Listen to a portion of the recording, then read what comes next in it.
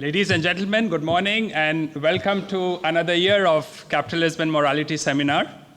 I want to tell a small story about my childhood from Bhopal, central India.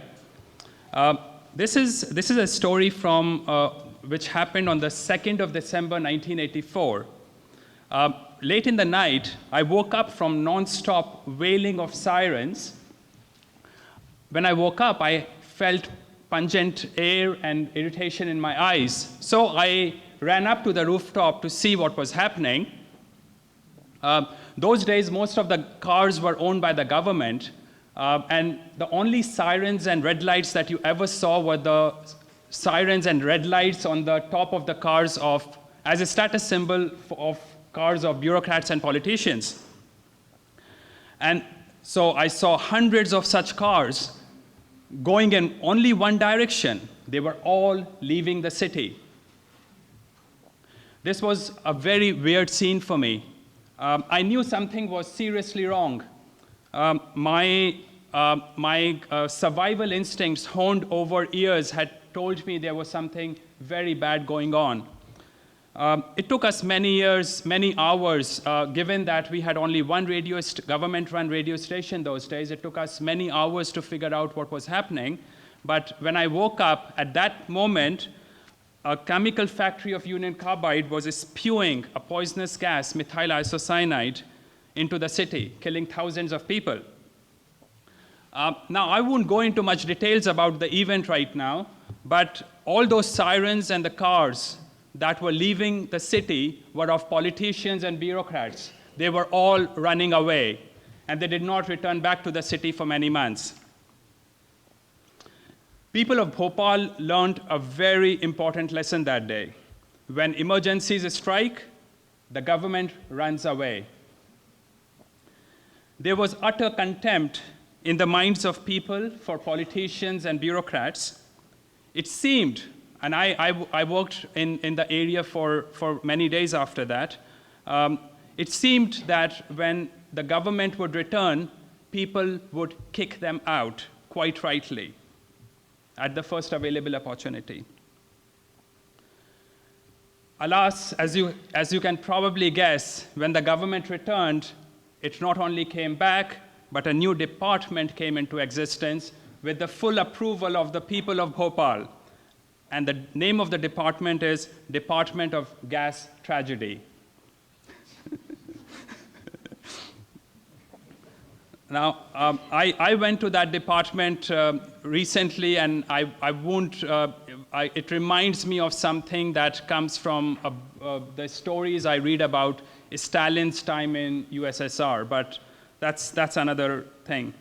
Let me expand a bit more of the scene of those days, just prior to the gas tragedy in Bhopal.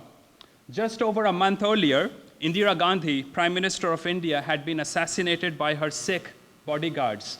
Sikh is a minority religion in India, and they are the people who wear turbans. A few months earlier, Indira Gandhi had sent army tanks, proper army tanks, battle army tanks, and commandos into a Sikh temple. Some people who Indian government had designated as terrorists were holed up inside the temple. But it's really a simple disconnection of water supply and electricity supply would have forced these people inside the temple to surrender. But Indira Gandhi wanted to humiliate the Sikh, so she sent the army tanks in. Hundreds of people died in this senseless army attack. Exactly the people who were paid to protect Indians. And then Indira Gandhi was assassination resulted in anti-Sikh riots all over the country, killing another thousands of people. Unlike the people in the West, Indians do not trust their government. I have probably never met an Indian who trusts the government. I worked in India for many years. In my various jobs in India, I met hundreds of very senior politicians and bureaucrats. I have never met one public servant who does not ask for a bribe. In fact, I have never met an Indian who has met a public servant who does not ask for a bribe. Moreover, Indian bureaucrat does not just take your money. He wants you to beg and grovel. And when all this drama is done, he does not deliver on his part of the deal. Really, when I think of Indian bureaucrats and politicians, I feel the same revulsion that I feel when I encounter cockroaches and leeches. But really, most Indians feel the same way. Or let me correct. I was born in a relatively well-off, well-connected family with access to top politicians. The average guy lives in horror of the local policeman and bureaucrat. So I ask a very important question here. India is the world's biggest democracy. In that country, reasonably fair elections are held. So my question is, why doesn't the average Indian who lives in horror of the government when he goes to vote, why doesn't he kick out his government? My view is that while governments everywhere are nothing but organized mafia, they are merely symptoms of the problem. The reason political action makes no sense. The real disease is elsewhere, and that resides in the beliefs and paradigms of the individuals in the society, which provide the ingredients for a tyrannical state. Let me expand. For a lot of Indians, and a lot of Indians I talked to when the Indian army attacked the Sikh temple, for them, it was completely acceptable that Indian army went to attack the Sikh temple. Somewhere in their minds, they thought that they would forever be excluded from being attacked themselves. So why care if other people are going to suffer for it? For a lot of Indians, Indian Army's heavy-handedness in Kashmir is fully justifiable. Indian Army exists with legal immunity in Kashmir and many other states in India. But the average Indian, feigning higher moral and nationalistic ground, believes that he has the right to sanction oppression as long as he does not himself has to bear the cost.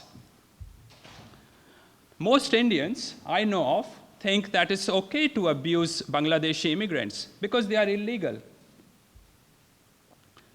They think, a lot of middle-class Indians who I know, they think it's perfectly fine for the government to seize land of rural people and tribal people for mining and road-making purposes for the larger good.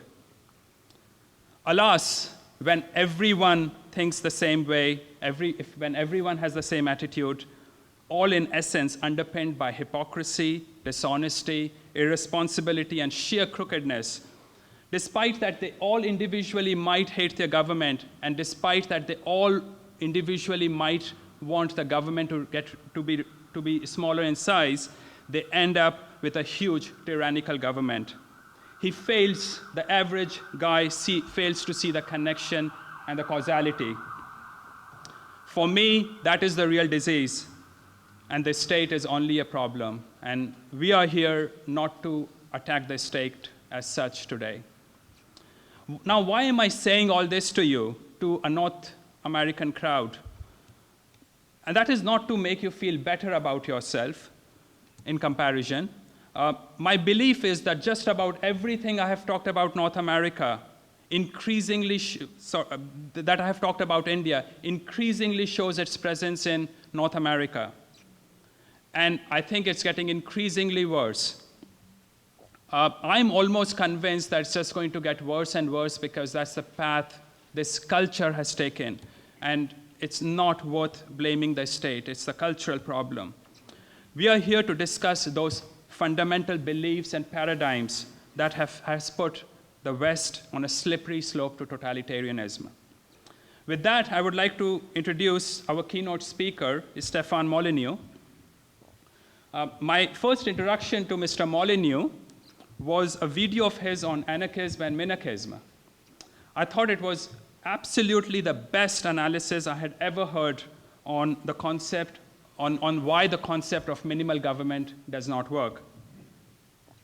He's a prolific producer of YouTube documentaries, author of many books, and the host of Freedomain Radio. His hundreds of podcasts, and I think maybe there are thousands actually, and videos, and several books might give a feeling that he runs a major libertarian organization, but he is the organization. He's a staunch supporter of liberty and rationality, an extraordinarily entrepreneurial philosopher. Last year, on a visit to Beijing, I was invited to a party organized by a bunch of libertarians who had left North America to seek freedom. Very nice and very rational people.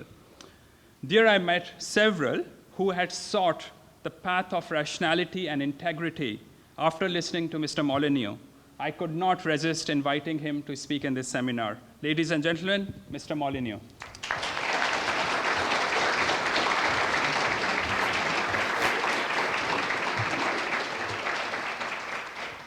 Well, thanks, everybody. Good morning. Oh, I've got an hour and a half to talk about ethics. It's my favorite topic. I think it is the most important topic. And actually, and thanks again for the invitation here. Do you know this is the first time I'm speaking at any major event in Canada? It's interesting. You know, it's always the case. You have to go south to make it. And then you get invited back to Canada, and they will give you a microphone. And I've also been told we can go a little bit over. And as you know, once I get this microphone, I've actually been informed that it takes about, I think on average, about 4 security guards to get it away from me. And for those security guards in the back, remember, I'm a biter. So be careful. It's I'm actually really happy to see the demographic here is very varied, right? Young to not so young. And that's nice, because some of the libertarian events in the US can be a little slanted towards the, I don't know how to put that nicely, the older side of the spectrum. And basically, when I do a speech there, I usually hear, what? What? Anarchism? We're supposed to strangle each other? What? What? I just drove up from Vegas, actually, to the chilly realm of Vancouver, so it's really nice to be here. So yeah, we're going to go a little bit over. Around 9:30, there's going to be a break, and you can all flee if you like. I'll stay. If anybody has any Q&As, we'll set the mic up there, and we'll talk some more Q&As. And I'm talking twice today because other speakers cost money. And 2 for 1. He found the secret coupon on my website. So this morning, I'm going to put forward a sort of a theory of the history of ethics. Ooh, this is going to be, I think this is going to be fascinating, for me at least, hopefully for you too. And then this afternoon, I have a theory of ethics called universally preferable behavior, and this is going to be like the comedy club. Well, not funny, but it's going to be like the comedy club in that if you're close to the stage, I'm going to borrow you. Because I think that ethics is way too conceptual a lot of the time, so I'm going to bring people up and we're going to demonstrate how a rational ethical theory can work in particular situations. So if you're into audience participation, please sit at the front. Otherwise, I'll just have to, I think I've got a little harpoon, just pull people onto the stage. But it would be really helpful because I think I'd like to keep it more dynamic that way. So, ethics, I mean, generally it's a call to good behavior. It's a call to be truthful, to be courageous. In the ancient world, in Athens, of course, the Greeks came out of a martial culture. And so the warrior culture, the dominance culture, was very powerful in the ancient Greek ethics, right? So it was all about a good man is a man who achieves power, who benefits his friends and punishes his enemies and comes to no harm himself. That was sort of the basic ethic. And Socrates came along with a very surprising ethic for the time, which was that it is better to suffer evil than to do evil. That was because suffering evil doesn't harm the soul, which was his major golden calf to save. Whereas if you do evil to others, then it harms the soul, and this was not good. And like most moralists through the ages, I'll just give you this is a very, very brief tour, so I apologize for not going into any detail. But the question, of course, that moralists have to answer is, why be good? Why be good? I mean, there's obviously great advantages in a material sense to not being good. I mean, you get lots of stuff for free. And the other thing, too, is that lots of people like not being good. I mean, presidents run for re-election. Seriously, you couldn't cattle prod me into running for, should some ancient Egyptian curse land on me and I wake up in some Oval Office, I'd be clawing to get out like a ferret in an old aquarium. But they want it again. Because, I mean, the government is what? The government is free evil. You get to do bad and other people get to pay. And so people really like not doing good. And so this is sort of the great challenge that philosophers face, and they face throughout history. And so because philosophy has had, ethics in particular, has had this really tough problem, why should we be good when it's so advantageous to be bad? I mean, the bureaucrats that Jay was talking about love that power, I would assume. I was talking to a listener who came through customs this morning, grilled. Is this your boyfriend? How on earth could that conceivably be relevant to anything? When I was crossing the border to go to Vegas, you know, they used to say, do you have more than $10,000? I'm a podcaster. Does that answer your question? But they ask, how much money do you have? Which is a much less open-ended question. It's very, but they like it. They go show up for work every day. They could do any bunch of things, but they like that power. I don't know if you've read some of the latest studies, completely fascinating. Dopamine is a natural opiate within the body. And when you rise in power in society, your body releases more of these natural opiates. You get high from power. And according to the measurements, it's actually more powerful than cocaine. The gaining of political power, the exercising of violent power over other human beings is more addictive than cocaine. This is why it's so ironic that we have politicians fighting a war on drugs, who themselves, of course, are addicted to politics in a very real, very physical sense. And if you go back down, if you lose hierarchy, they've done these studies on monkeys, if you lose your place in the hierarchy, your dopamine production begins to diminish considerably. You get withdrawal. I think that's why they want to go back to office. That's why they're addicted. So this is a big problem. I mean, when the body says it feels really good to do bad, it's a little tough to say you'll be happy if you do good, because the body is saying otherwise. And of course, in the ancient world, they didn't have all of this knowledge. I mean, all this science and all that, which is why it's tough to analyze the ethics of the ancient world in the same way that we would now, because they just didn't have the science. Aristotle promised eudaimonia, which was the general sense of well-being that comes from living a good life. Of course, Epicurean, you know, everyone assumes that just means eating a big meal. But Epicurus was saying, well, pleasure doesn't result from virtue. Pleasure is the purpose of virtue, happiness, freedom, peace of mind, and so on. That's the purpose of it. Of course, philosophy took a bit of a hiatus during the Dark Ages, and then Thomas Aquinas tried to synthesize biblical and Aristotelian philosophies, and he started to bring in the nature of man argument, which objectivists, of which I've been for many years, are very familiar, which is it is the nature of man to require X, and therefore it is good to do X, right? The nature of man is rational, so to be rational is that which is good for man, and so on. And so he tried to make the nature of man argument. So he said, well, human beings need life, and therefore to take away life from a human being is evil, and so on, because that's what we need to live.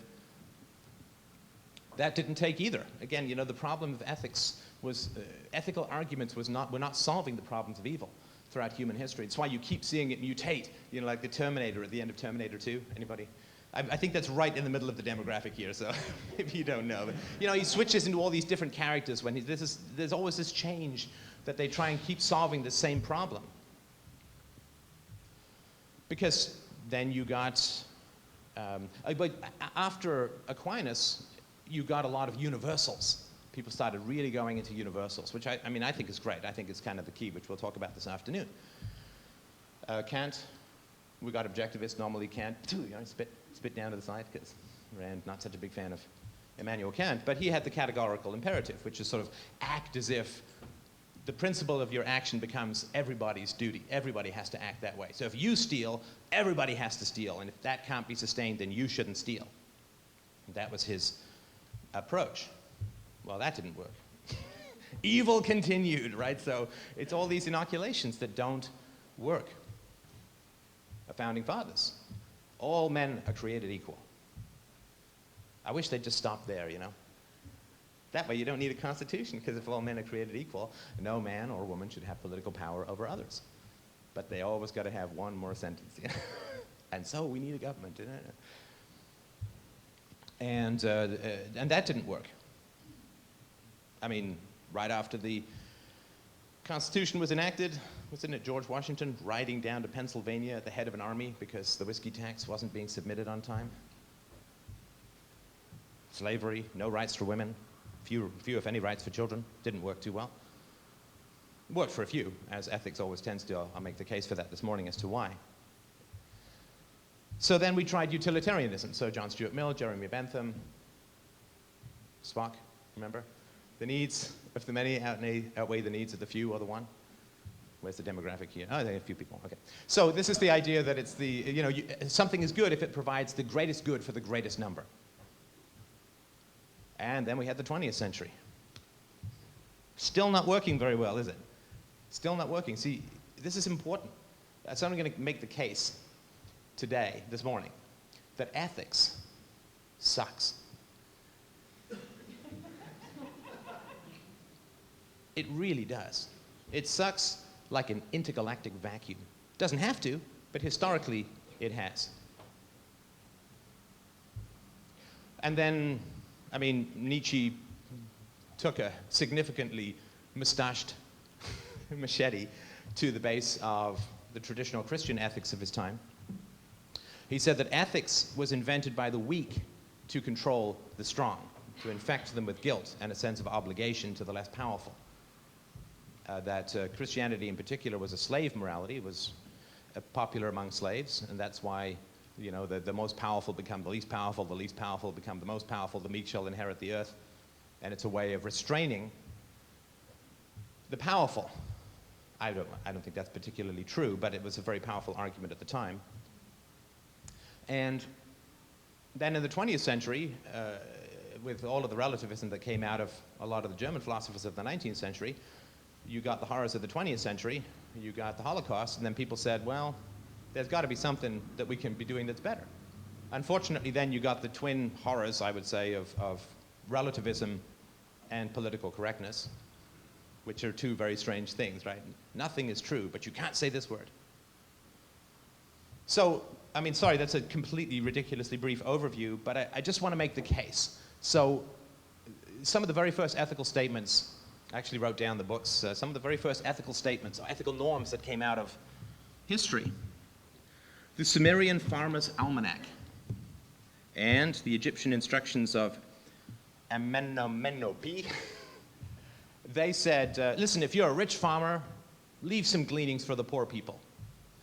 Because if you do, the gods will give you hair, favors, whatever it is. The gods will bless you.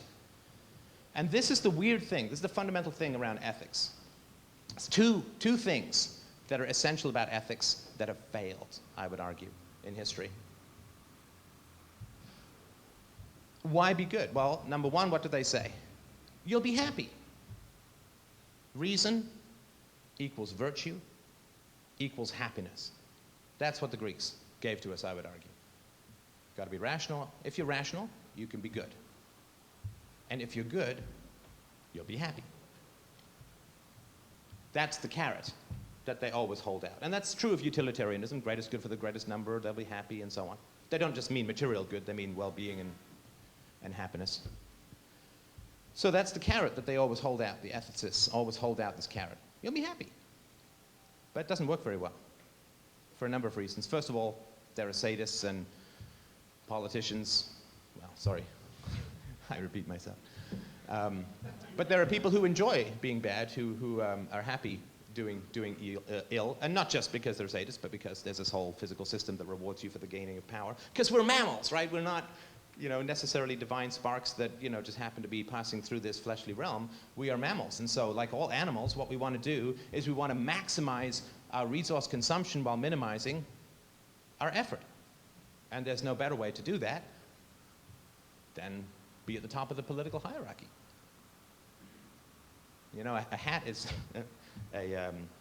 A crown is not just a hat that lets the rain in. It gets you all these goodies. So the achievement of political power from a pure, what does they say? Something like 30% of people in Asia can be traced back to Genghis Khan. I mean, that guy got around. So from a, reproduce your genes and provide for your family, I mean, being bad is great. And that's why the body gives you all of these happy, happy joy juices when you achieve power, because it's good for you as a mammal to have power over others. So the happiness argument doesn't really work.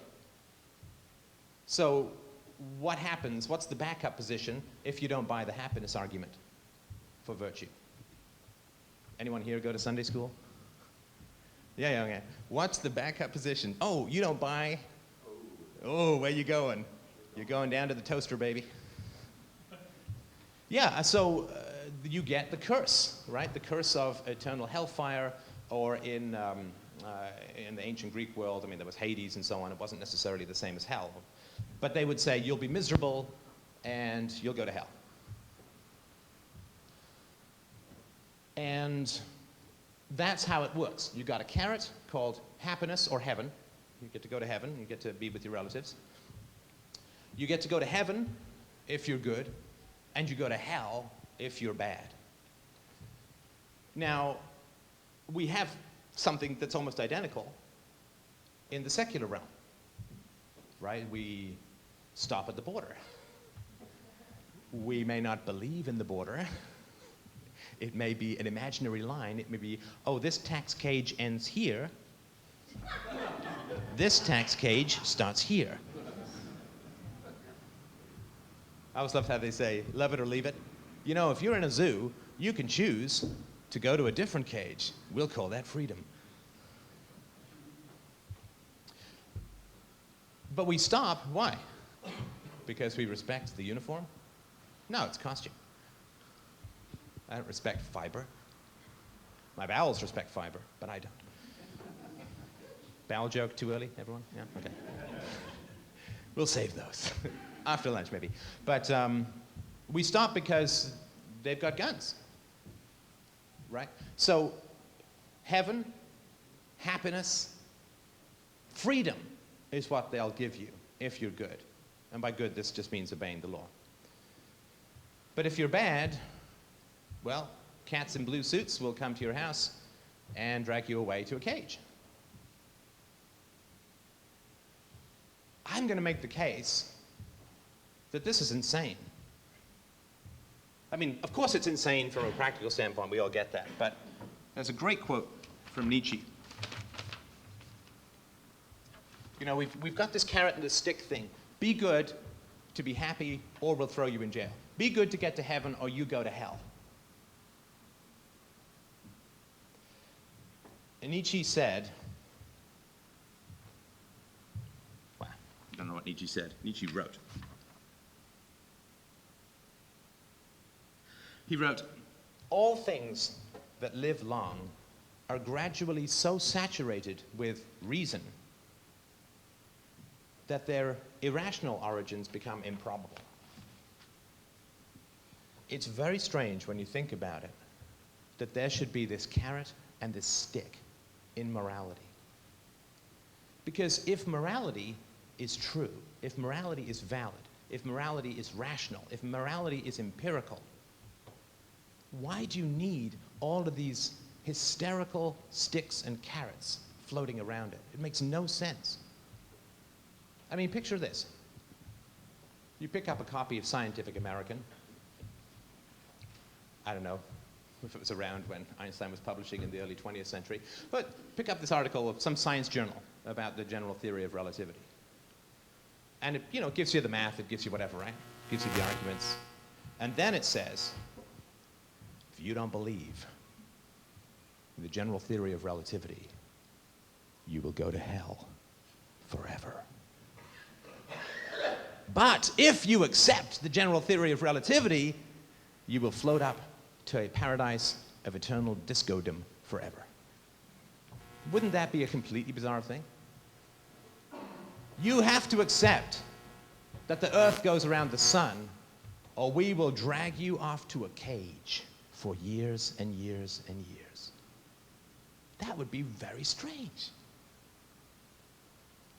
If you don't believe that 2 and 2 make 4, you will be miserable and your conscience will attack you until the day you die. We would only say that if we didn't really believe it. We would only punish people if we didn't really know what goodness was. If we didn't really have any proof. You know, when people are incredibly overbearing and threaten you with stuff, it's because they have no basis for what they're saying. Because if you have a basis for what you're saying, if you can prove it, you don't need to threaten people with eternal damnation. I would argue that the carrot and the stick are indicative of the hollow, shaky base foundations of ethics, that we don't know what goodness is. We don't know why we should be good. We feel there's a need for everyone to obey, and so we threaten and bribe because we can't prove. And I would say until we can prove, these threats, these bribes, this nonsense, this hysteria, this abuse will just go on and on and on. And we will feel that we need a state to make people be good because we can't reason them into being good, because we don't know what goodness is. And earlier I said, ethics sucks. Boy, this really does sound nihilistic, doesn't it? Let's all go out and strangle hobos. And let me tell you why I think ethics sucks. What are the 4 major things, major human activities that ethics is not so keen on? Thou shalt not. Thou shalt not kill. Thou shalt not murder. I mean, they did get the self-defense. Thou shalt not murder. Thou shalt not steal. Covered in. Well, I mean, sorry, I'm giving you a bit of the, the 10 Commandments thing. I mean, only a few of those I think make a whole lot of sense. But, I mean, we're not allowed to kill. We're not allowed to steal. We're not allowed to assault. We can't go up and just deck people, right?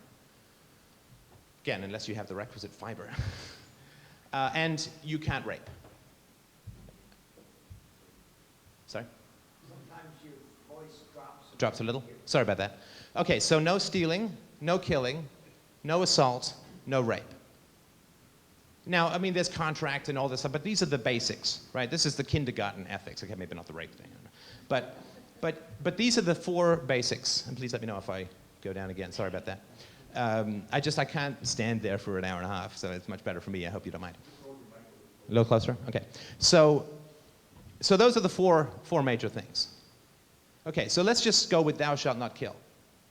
So for, you could argue, 3,000 years or so, certainly, Socrates 2,500 years ago, for about 3,000 years, moralists, ethicists, philosophers, thinkers have all been trying to work on thou shalt not kill. 3,000 years after the project called Thou Shalt Not Kill started, we have the last 100 years. Anybody know how many people were killed, how many citizens were killed by their own governments over the last 100 years? Well, it depends. Of course, the sad thing is you can't even get within 10 million of it. I mean, isn't that terrible? It's a rounding error. A Holocaust and a half is a rounding error in these calculations. 250, 260 million citizens killed by their own governments, not including war. I mean, that's just camps, collectivized farming. That's 250 million people at the end of a 3,000-year project called Thou Shalt Not Kill. That sucks. Thou shalt not steal.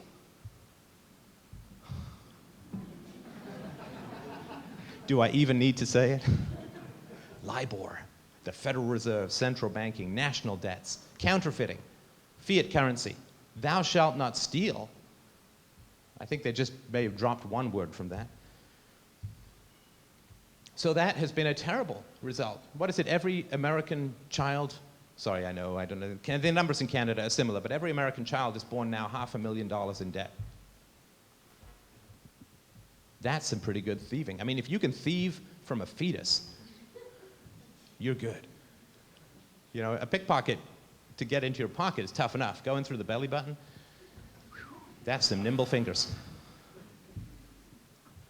So thou shalt not steal. The US is now $75 trillion of unfunded liabilities, monies that they've promised to pay in various programs that they don't have the money for. $75 trillion is truly astounding.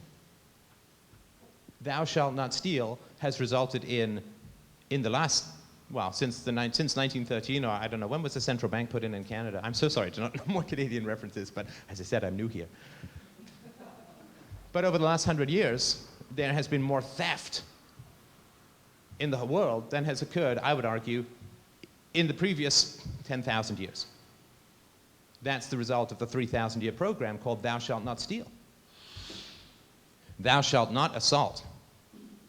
War on drugs. Eminent domain. Prisons. Isn't it strange? The weird thing about statism, let me just do my first tangent, first official tangent of the day, probably not the last. But the weird thing about statism is it freezes everything in time. The moment you put coercion around any particular solution, it becomes immune to time. It becomes like the picture of Dorian Gray. The world changes, but it stays the same. I did a speech at a university in Philadelphia where I was pointing out that when government education in the sort of the mid-19th century came into being, you had a teacher, 30 kids, and a blackboard. Fast forward 150 years of the greatest technological change in the history of mankind, and what do you have? 30 kids, a teacher, wait for it, it's a whiteboard. That's what we call progress in a statist environment. And the problem of crime, what do we have? We have exactly, fundamentally, the same solution, or non-solution, that we had thousands of years ago. Give some people some guns and tell them to go lock people up. It's horrible how little things change when you wrap them in coercion. It becomes like a cyst, you know, it becomes out of change. So, the reason I say ethics suck is if you look at the big picture, like I come out of the entrepreneurial world. I was an entrepreneur for 15 years. I guess I still am, but I like in the actual business world, and you measure progress all the time. You have to, because resources are limited, desires are infinite.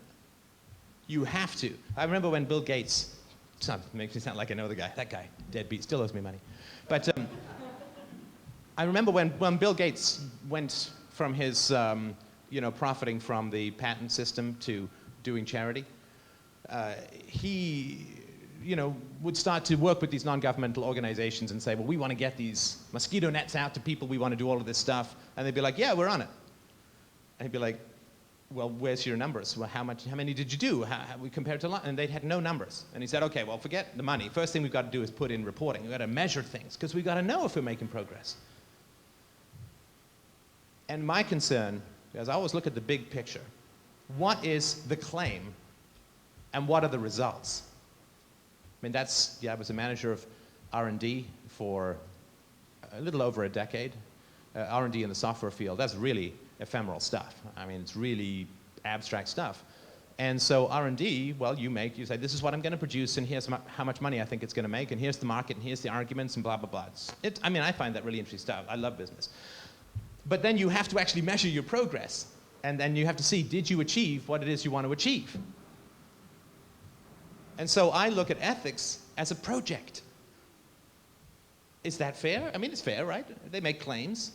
If we are going to be the people who are going to get rid of rape, theft, assault, and murder for you. At the end of 3,000 years, we have a century of staggering evil that dwarfs the imagination of the most satanic mind you could imagine.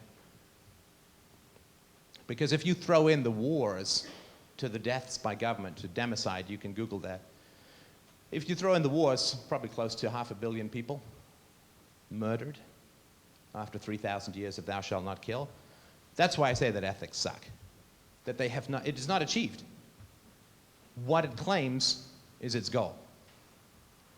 Does that, and if you have questions or comments, other than, am I loud enough? Just let me know.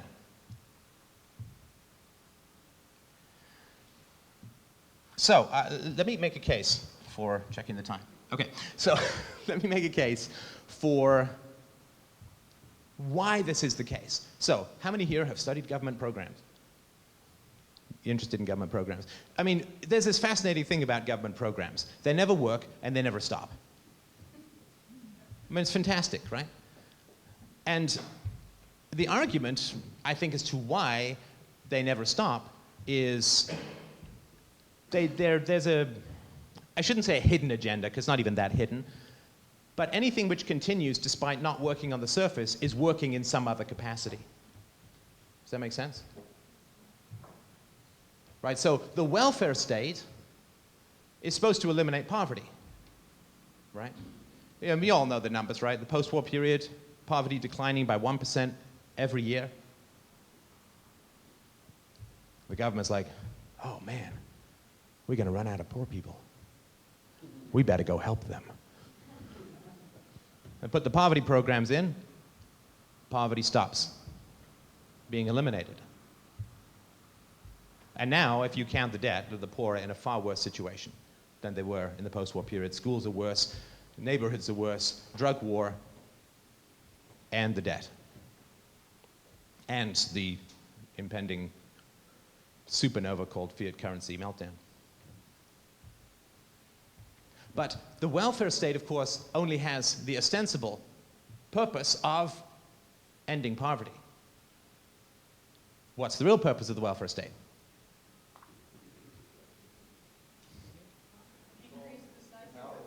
Yeah, create dependence, right? So the people have to keep voting for you, buy votes, give jobs to your friends, create agencies, get patronage. I mean, and it's doing that beautifully. In fact, if it worked, it would fail at its real purpose. If it eliminated poverty and they shut it down, it would have failed at its real purpose, which is why it will never, ever end.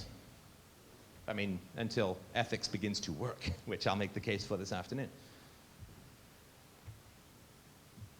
So the question is, if ethics has lasted for 3,000 years and completely, I wish there was a word in English. Okay, maybe you can help me, because failure is not enough of a word for this. You know, the welfare state has not failed, because failure is like, oh, I wanted to bike to BC, but I got tired, so I went home. I mean, there's no smoking economic crater. There's not millions of lives dragged into an underworld of perpetual poverty. There's not the death and failure and hopes of an entire generation. What do you call it when something fails so bad? Catastrophic. Okay. Epic fail? Yeah, but that doesn't, it's like, that's a, you know, that's a boat turning over. This is like, there's no word, is there? There's no word. Of course, language is just another government program, so there's no word to describe government programs accurately. But it is a complete catastrophe for the family audience. Anyway. But what if ethics was really working beautifully? In the same way that government programs work beautifully. What if ethics, despite the fact that it's not achieving anything that it claims to achieve, but quite the opposite, murder and theft and assault are increasing enormously. I know Steven Pinker's done The End of Violence and all that. And of course, you know, I think this crew, you know, probably didn't strangle a whole lot of kittens on the way here this morning. But as a whole, you know, if Steven Pinker, of course, he can't see the state, right? So, oh, look, the government is controlling violence, so. But, you know, US foreign policy, just since the post-war period, has been estimated to cause between 20 and 30 million deaths. But what if ethics was working beautifully? What if the whole purpose of ethics was to achieve something like what we have? Well, I think that would be interesting, don't you? I think that would be very interesting. Let me make that case. And I think I've got to make it quite quickly, so I'm going to speak really, really fast. You can slow it down later. No, I'm kidding. I'll start to sound like a fact soon. Okay. So, two aspects of ethics you will almost always see. Number one, universality. Has to be universal. if it's going to be ethics, right? I like ice cream. That's a claim. Maybe it's a true claim, but it's not a universal claim. Everybody should like ice cream. That's, aesthetics. I like Ingres, the painter. Doesn't mean everyone has to. Just means those with good taste have to. But it has, so the one thing that's claimed is universality, always in a system of ethics. Universality, universality, universality. I'm happy if anyone wants to disagree with that, but that's what I've, constantly. You have to not kill because it is wrong. It's bindable. It's binding upon you, right? That's why they call it social contract. It's a complete lie. Okay, tangent number 2. Social contract. Oh no, it's too tempting. Should I? Okay, just very quick. Social contract. So they always say, oh, it's voluntary. It's a social contract. You're here voluntarily, it's a social contract. Then you say, okay, well then we don't need guys and guns to enforce it. No, we have to enforce it. Okay, then it's not voluntary. No, it's voluntary. Anyway, you just get stuck at this revolving door with status all the time. But universality is always the claim for ethics. That's how it's different from aesthetics or, just I like the color blue or whatever. It's universal. It is a morally obliged standard that everybody has to follow. So, number 1 claim of ethics is a universality. The number 2 claim, which is never talked about, is the real purpose of ethics, I would argue, throughout history. And until we solve this, we're never going to be free. Number 1 claim is universality. The number 2 claim is the unspoken exception to that universality. This side of the room is not allowed to steal. This side of the room must tax. Do you see the difference? This side of the room is not allowed to murder. That's a universal, absolute. No killing, you people. This side of the room is a heroic group of people in costume defending their country. This side of the room gets a cage if they kill. This side of the room gets a pension of medals if they kill. Universality and the exception that is never talked about. I would argue that ethics was not invented to make us good, but to make evil more profitable. So let me give you a thought experiment. Pretend there are no thieves in the world. No thieves in the world anywhere. And then you wake up one morning and you're like, hey, you know what? I could just take stuff. Ooh, that beats going to work. How easy would it be to be a thief if you were the only thief in the whole world? Sorry? Well, nobody's even heard of thieving, so how would they hold you to account? Nobody's got any locks. Nobody is even worried about they just leave their stuff lying around because there's no thief. There's no thieving. No locks on the doors, no password protections, they just leave cash all over, they don't, right? That couldn't happen because we're all mammals. No, I agree. That's why I said it's a thought experiment. I'm not saying this actually happened. But by this afternoon, hopefully we'll be mostly there.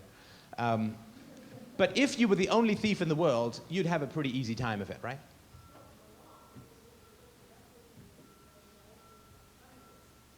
Yes, let's pretend we're not primates, just for a sec. just for a moment. But I mean, what you're saying is exactly right.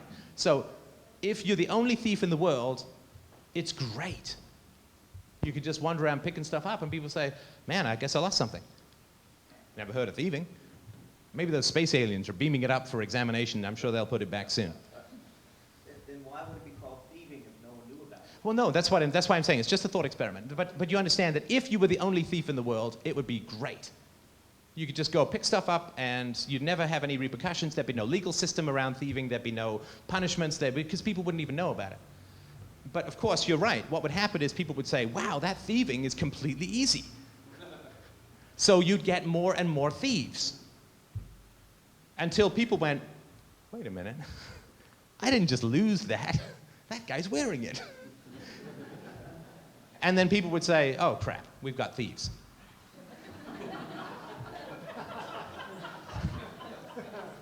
damn, we were doing so well, and then they figured it out.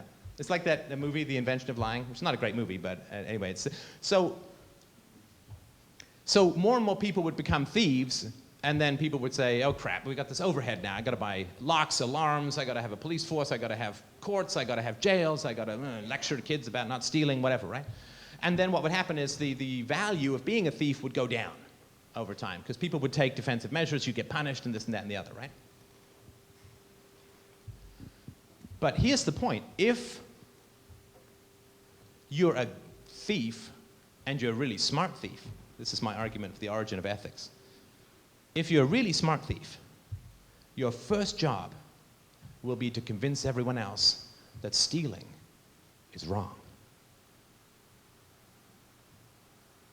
Universally wrong. Not wrong like aesthetics, not wrong like personal preference, but stealing is really bad. You'll go to hell, you'll burn, you'll be unhappy. You will harm your soul. Nobody should steal. And then if you can create an exception for you, you are sitting pretty. Of course, you'll need other words. Can't call it stealing. You shouldn't steal. I really should. You got to call it taxation, right? You shouldn't counterfeit. That's really bad. Central banking is sound fiscal policy. You can't kidnap people and lock them in your basement. That's wrong. We got laws against that. Oh, I don't like that piece of vegetation you've got in your pocket. You got to come with me. So this is my case as to why we have the ethical systems that we have. Is that if you are evil and you can convince other people to be good, it makes being evil more profitable. If you're the only thief, it's fantastic. If everyone's a thief, what happens? You starve.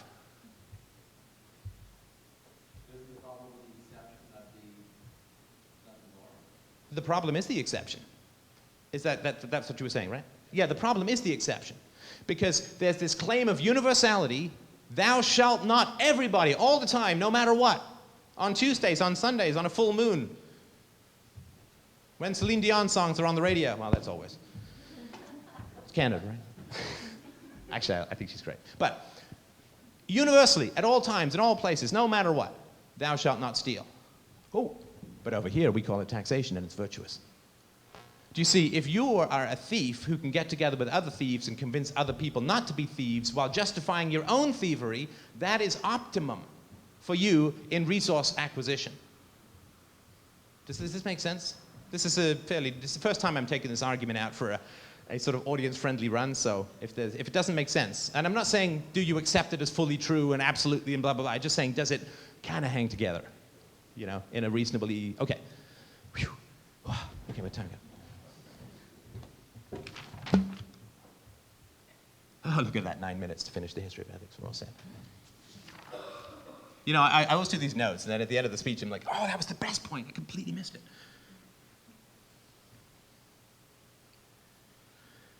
So, what you do is you tell everybody not to steal, and you create the exception for yourself using different language that nobody can talk about. And it's insane. Because morality is only binding if it's universal. But if you create an exception for yourself, it's no longer universal. And if ethics, I'm pointing at you like some Sunday school hellfire and brimstone teacher, but if ethics is designed to make evil more profitable by reducing competition, you shouldn't steal so we can steal more. You shouldn't counterfeit because we want to counterfeit. Then it's doing its job perfectly. You know, I read the other day, the estimates are that 1% of US currency is counterfeit. I'm like, that's only 2 zeros away from the truth.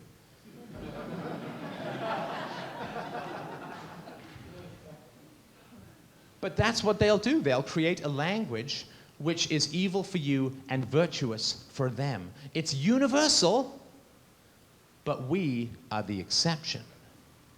Creating a moral obligation for everyone, creating this mystery universe of Platonic reverse evil idealism, where you get to do that which is evil for everyone else and call it good, and no one can even talk about it. That's the purpose of ethics. That's why it continues. And that's why 500 million dead doesn't stop ethics. Doesn't make people say, wait a minute, weren't you aiming to solve this problem? Weren't you aiming to not have people kill each other? Okay, so how are we doing now relative to 3,000 years ago when you started? Well, it's a hell of a lot worse now than it was 3,000 years ago. But I would also submit, just to sort of end, and we go to Q&A if this is useful, is that somebody posted on my message board the other day,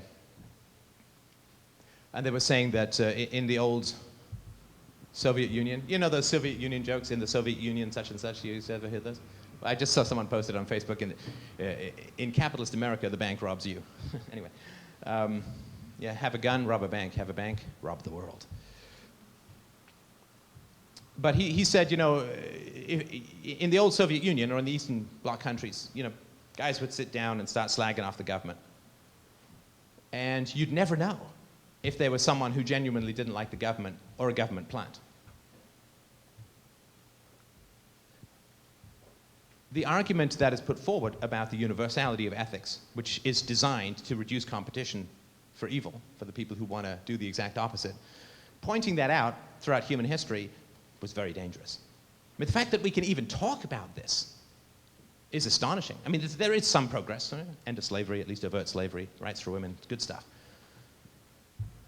But it was very dangerous to talk about true universality in history, because that is to break the whole con game, right? So how many of you have ever said taxation is theft? Why not? No, I'm just kidding. He turned his hearing aid off after a while. Right? But when you say taxation is theft, what you're doing is you're collapsing the entire con game called historical ethics. Did you see that? You're saying that it is universal, that there are no exceptions, that there is not this opposite realm where evil becomes good. But anybody in history who blithely agreed with treason against the realm usually didn't last very long. I think those genes kind of got weeded out. So what I'm saying is we're recessive. No, we're kind of a weird throwback, right? Because normally if you start talking about, like you start agreeing with criticisms of the realm, it's like, haha, I found you, right? It's like in Mao's China, right? In the 60s, they're the Cultural Revolution. Let 1,000 flowers bloom so we can come in with a machete and whack them all down, right? He did. He said, come out and talk about the state. It's important. You know, get it off your chest so we can get your heart out of your chest. And so even talking about this is really, really difficult. It's scary. When you go to people and you say taxation is theft, I really believe a basic part of their mammal, probably closer to reptile brain is like, danger, danger, danger, danger. Agent of the state, agent of the state. I like my head on my body. I like my head on my... I really think that there's this sense of danger. Because if you have this con game going that is so completely obvious, there's not many con games that you can expose in 3 words. Taxation is theft. Right? So it's a completely obvious con game. Oh, if it's universal, right? That's why, you remember I said at the beginning, all men are created equal. They should have just stopped there. Because when you say all men are created equal, you can't give people then a monopoly of force over everyone else and blah, blah, blah. You can't, because then you don't have equality anymore. That's why. So you stop there, you have a free world. You keep going, you end up with an empire.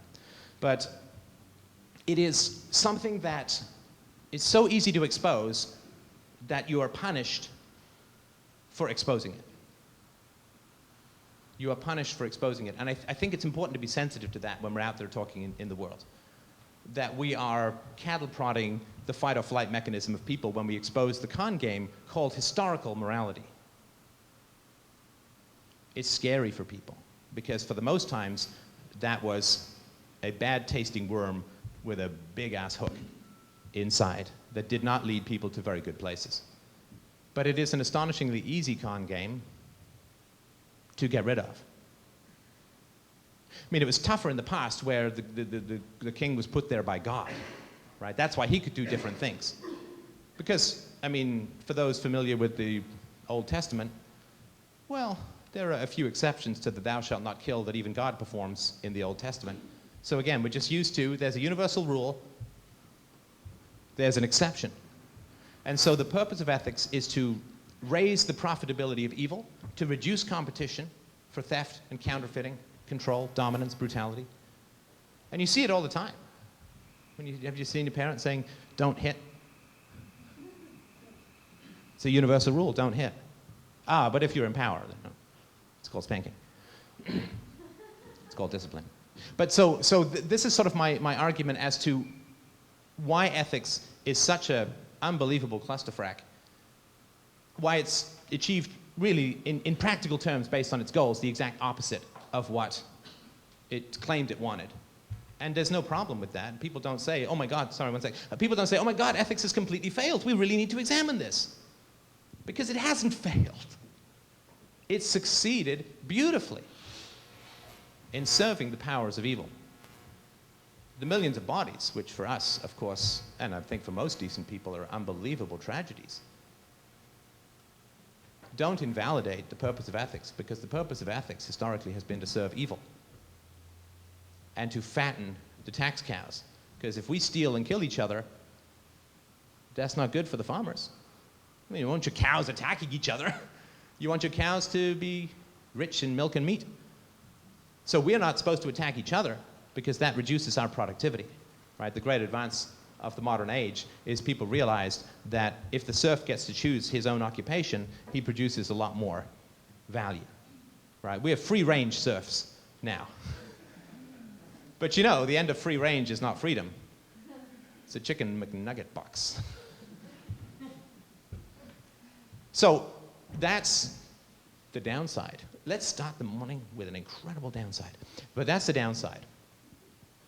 That, I believe, is a reasonable and credible, you can't prove it, right? They didn't write this stuff down, whoa, we're going to create this mystical realm of opposites, right? So, but this is, I think, the natural tendency. I'm a big fan of that which is most efficient tends to, you know, the meme thing, you know, that there's an evolution in ideas. That which is the most efficient for those in power is the one that tends to rule, right? Because you got to ask yourself, why do the philosophers not point this out? Let me give you one example. Socrates.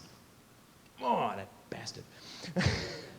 Everybody wrestles with Socrates. Nietzsche said it, I say it. But Socrates was a real rat bastard at the end. What did Socrates say? Majority of men are ignorant fools. The law is the majority of men. You must obey the law because it's virtuous. What? I mean, how do you even say that with a straight face? But we don't know what Socrates said.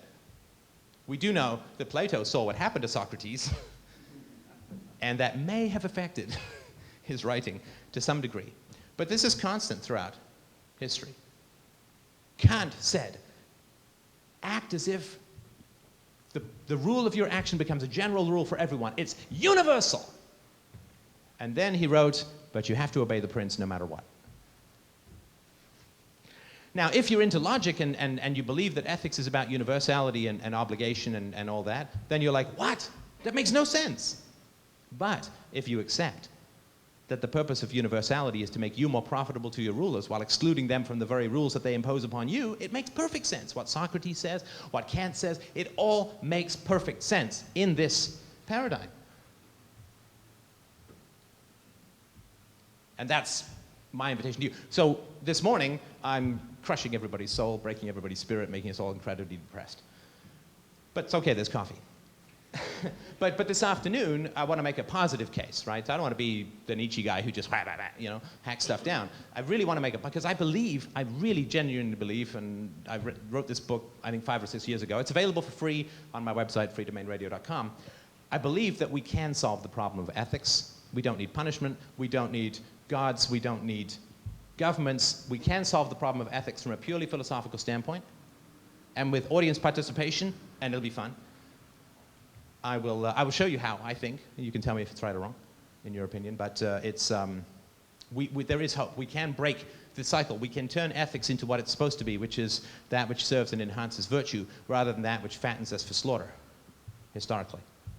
So that's it for this morning. Boy, I wish I had a rousing ending. And that's it. Do we have any questions or comments?